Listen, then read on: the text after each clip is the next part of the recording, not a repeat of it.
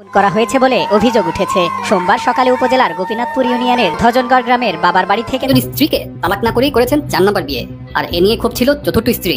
ঝরে গেল আরো 2টি প্রাণ, তরতাজা 2টি প্রাণ ঝরে গেল পৃথিবীর থেকে, দুনিয়া থেকে বিদায় হয়ে গেল। সুপ্রিয় দর্শক শ্রোতা, আসসালামু আলাইকুম। দেশে এবং প্রবাসে, দূরে এবং কাছে যে যেখান থেকে আজকের এই ভিডিওগুলো দেখার জন্য প্লে করেছেন, সবাইকে আন্তরিক শুভেচ্ছা, অভিনন্দন। দর্শক শ্রোতা, ঘটনাটি ব্রাহ্মণবাড়িয়া গোপীনাথপুরে। অভিযোগ উঠেছে দুলুভাইয়ের বিরুদ্ধে। স্বামী তার স্ত্রীকে এবং শালিকাকে দুনিয়া থেকে চিরদিনের মতো বিদায় করে দিয়েছে। আর এই ঘটনাটি সাক্ষী দিয়েছে তারই আপন ছোট ভাই। দর্শক শ্রোতা, চাঞ্চল্যকর এক তথ্য আজকের এই ভিডিওতে আপনারা জানতে পারবেন।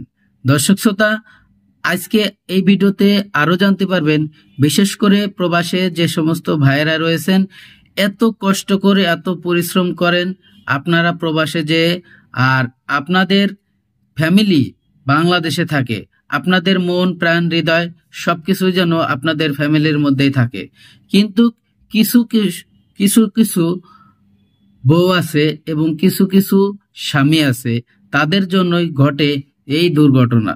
দর্শক শ্রোতা, আমি সবার জন্য বলতেছি না এবং সব ফ্যামিলির জন্য বলতেছি না, হাতে গোনা কিছু কিছু কয়েকজন মানুষের জন্য প্রবাসী ভাইদের জীবন নষ্ট হয়ে যায়। এবং এই ঘটনাটি শুধুমাত্র একটি পরকীয়া নিয়ে এই ঘটনা ঘটেছে। আজ কিসের জন্য তার স্বামী তার স্ত্রীকে দুনিয়া থেকে বিদায় করে দিল, এরকমেরই অভিযোগ তুলেছে। যে মেয়েটি মারা গেছে তার বাবা মা বলতেছে যে আমার মেয়ে জামাই আমার দুই মেয়েকে পৃথিবীর থেকে বিদায় করে দিছে।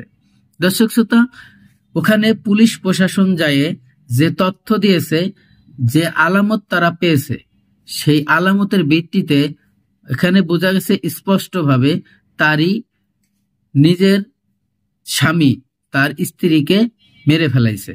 এবং শালিকা এসেছিল বেড়াইতে দুলুভাইয়ের বাড়িতে, তাকেও কৌশলে দুনিয়া থেকে বিদায় করে দিয়েছে। আর এই ঘটনাটি সরাসরি দেখেছে তারই আপন ছোট শালা।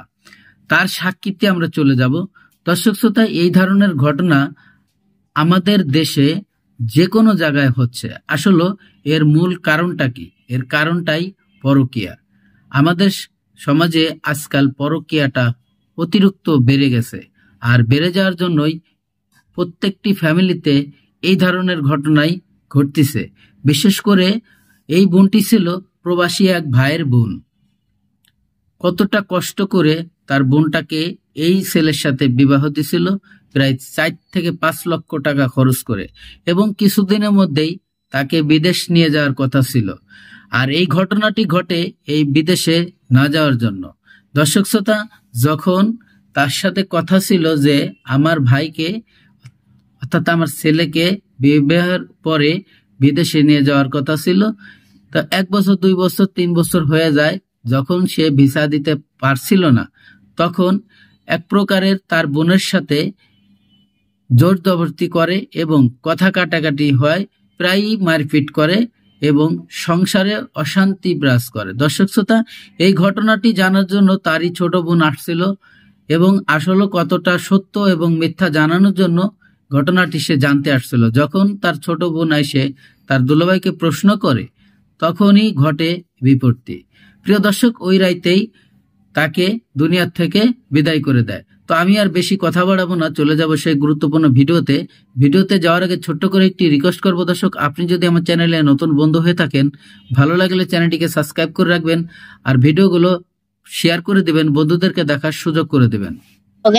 লগে নাই পরে লেপেরে লাম্পা করে দেয়া গেছে, দুলা বেবল লাম্পা করে দেয়া গেছে, আমি দুলাবে ঘুমাই দিছে, যাতা দিয়ে দুলাবে নাই। এরপরে হেরুমের একটা হুলা, মানে একটা দরজাটা হুলা পরে দরজাটা যায় বিছেরা 2টা ডাক দিছি পরে আইসে না। এরপরে আমরা বাথরুম চাই দিন নাই।